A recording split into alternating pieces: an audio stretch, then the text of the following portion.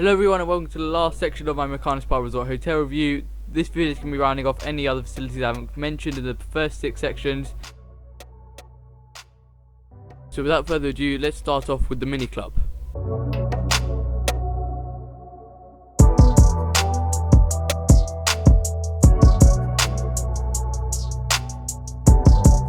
It's hard for me to make a judgment on the mini club and all of the kids' activities because I'm a little large to do them, i.e. I wouldn't fit in them.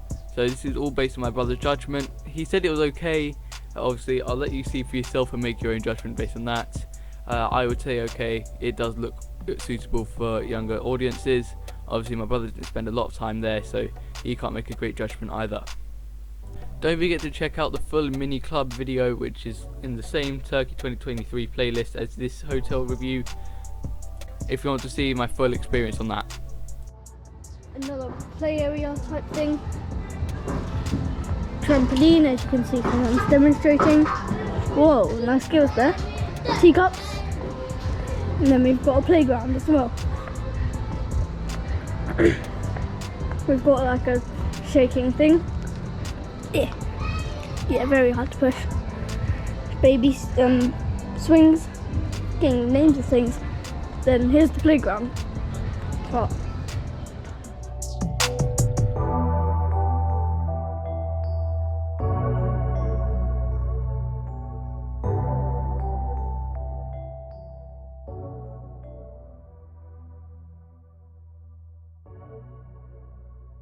The spa at Mukarnas Spa Resort had many different aspects, so let's start off with the indoor pool. The indoor pool had a depth of 1.45 meters and it was very, very cold. It was fairly large, it was smaller than the outdoor pool, but it still had enough room to facilitate everyone, and the indoor pool is generally a lot quieter than the outdoor pool. There isn't a real sunbed issue here. I didn't mind the temperature of the water. I'll get onto why I think the water was so cold in a minute. One last thing to show you, bubbly pool, jacuzzi, whatever you want to call it.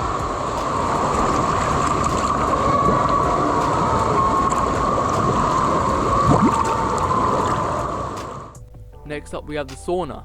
During our stay there only seems to be one sauna in operation, and you can adjust the temperature and other settings with the control unit outside. And the sauna, I think, is the reason the indoor pool temperature is so cold. I think the stark contrast is meant to help you sweat out any extra toxins that you might have built up. Obviously at the hotel they have their spa facilities, hence the name Mukarnas Spa Resort. If you want some more info about the massages they offer, go and check out my video about the indoor pool and spa facilities, which is in the Turkey 23 playlist. Now we didn't try the spa facilities here, it just didn't appeal to us at the time, so obviously it's hard to make a judgment on this. If you do end up using the spa facilities here, please do let me know in the comments how you found it. What I can say is the prices seem to be negotiable, as they seem to drop prices in order to entice customers. As well as massages, they also have the Turkish bath. The Turkish bath is essentially where you can pay to relax, and they also have the foam massage there.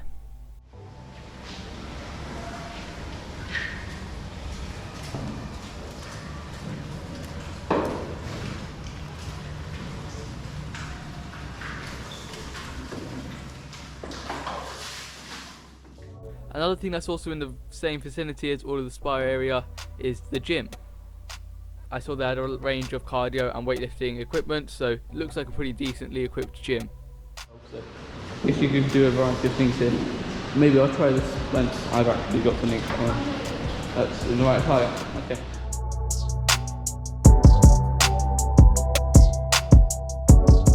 You also have the arcade area at floor -2, which contains a variety of different arcade games, from shoot 'em ups to pinballer, many different things for everyone. They all cost roughly €1 each. You also have, in terms of games, the 4 billiards tables, the PS5s, the VR headset cinema area, and the bowling. If you want to find out more about those, check out the arcade area video on the Turkey 23 playlist.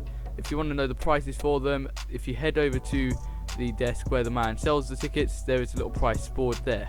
Now it's quite hard for me to make a judgment on these because I didn't actually use any of these facilities.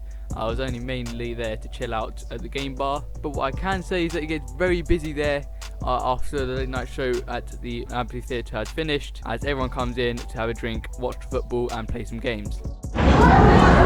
Okay, down at the game bar, it's quite late, it's about 10 o'clock, currently very busy. You can see the bowling going on. I wonder what the scores are like.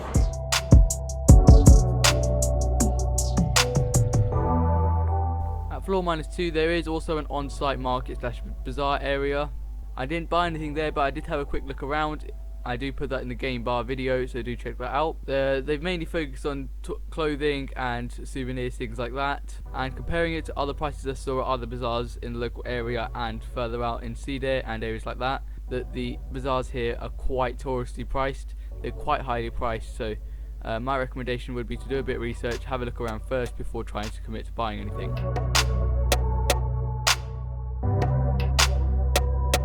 There are two main ways to get around Turkey. There's the taxi and there's the bus. The taxi I didn't use, and I've heard a couple of taxi scams about that, so do your research before coming over and find out all about those taxi scams so you make sure you're going to be in the clear. However, for us and the journeys we did, the bus was perfectly fine. It's fairly cheap and the buses are comfortable enough to be able to endure. No real issues there. For more info about how to catch the bus, check out episode 7, which is all about my trip to Cedar. When it comes to excursions, generally the transfer is included with them. We use something called Minister Tours. That seemed to do the trick for us. I'm not going to be endorsing or sponsoring Minister Tours here. Same way I'm not sponsored by the hotel, so this is an honest opinion here. If you want to know more about the excursions we did, check out the excursion videos in the Turkey 23 playlist.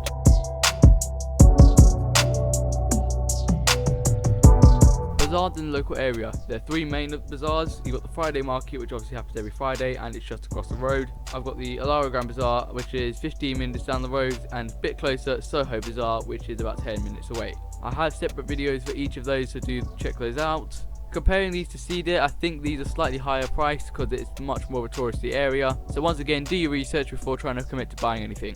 It's a very good question. How do you get up there? They must have a hook or something to bring it down. How do you get to the top?